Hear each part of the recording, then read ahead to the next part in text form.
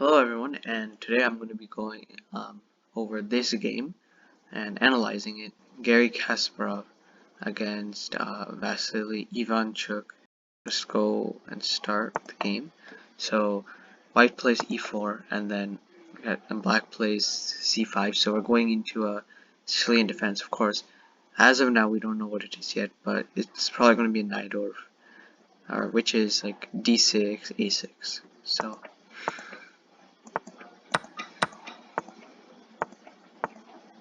yeah, so this is the Najdorf Sicilian. It's characterized by this, and it's a pretty good move because it controls this square, and it's a good waiting move that kind of gives white the like move, and white kind of decide what to do now. Okay, so it's just standard opening. So this is a little bit aggressive going here, the pawn, and this might cause some slight pawn structural problems for black in the future. However, right now what black is doing is just they're putting all they're focusing on the position right now and trying to get an advantage and in the initiative, which I would kind of say is like the momentum, kind of like right now. So, and it also helps. This is very important. It helps to help this bishop because as we can see here, go back, and that's why this is not like it's kind of not. In some ways, it's necessary. Is that you can't really develop this bishop that easily, like going here and then taking the bishop and going here doesn't really lead to any major way of development for black. So this would be the best way, and it's a good file. So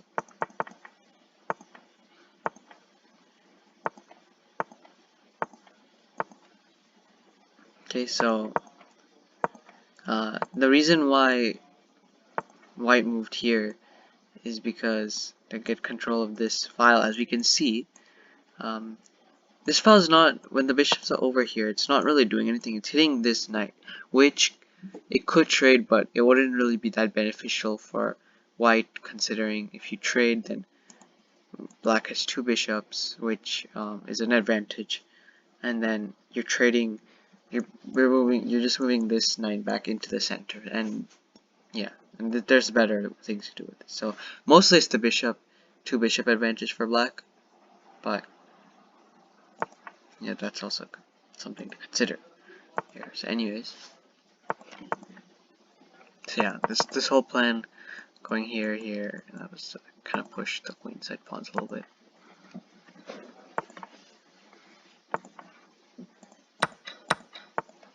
Okay, so now black is just trying to take some more control of the center, which makes sense.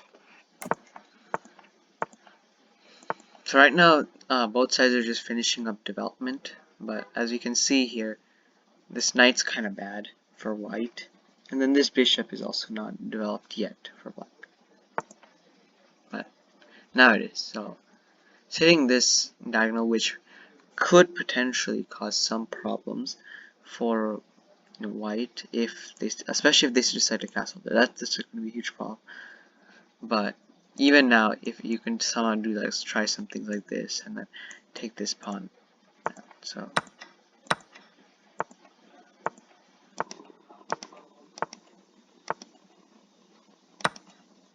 this was a sacrifice.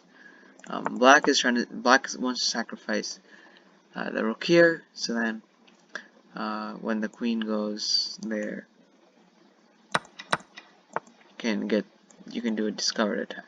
And if you notice, it doesn't actually you don't actually gain any material, at least right now directly. But I mean, okay, no, never mind. That's incorrect. You will end up gaining the material back. So you can go like this. So yeah. So in this case, black didn't take the piece because there's better moves to do, and in fact, this knight is better than this rook, even though the rook is worth 5 points versus the knight being worth 3 points.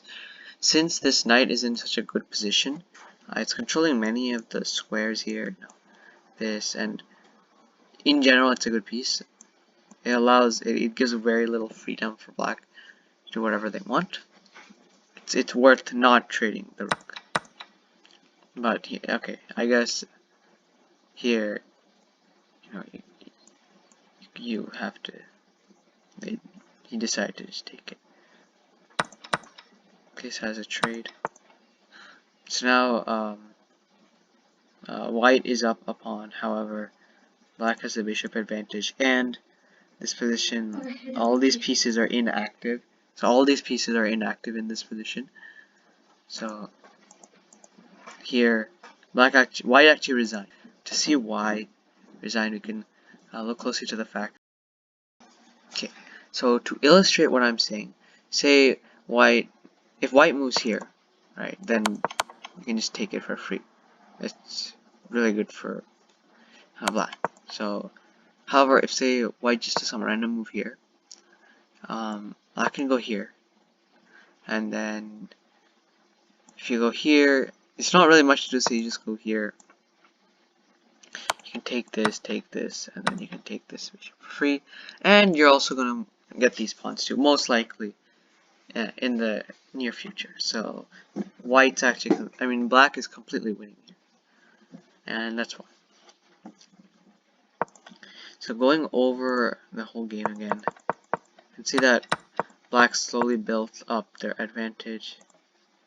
I know this is all just like things that have happened before, are pretty common if you play the Najdorf Sicilian. So yeah, so both, you can already see that black is better, and why black is better is because of a really good queen position and really good, actually just piece positioning in general, with the knight being in the center as well, the bishop supporting it and controlling at least somewhat of the center, and then these pawns being kind of advanced.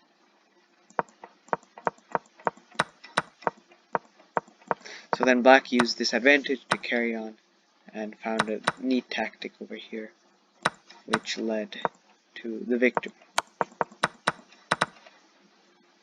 But actually here, it would have been better to apparently take this first.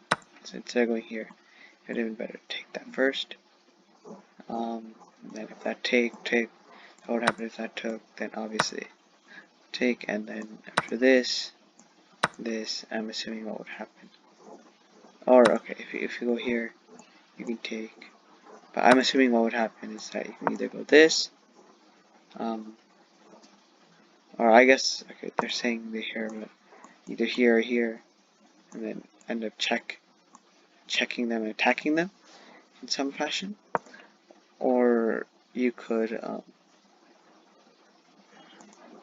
even better, if white takes this, if white takes this, then you can do a couple things. You can go here, or here, probably here, because then, you get the free knight.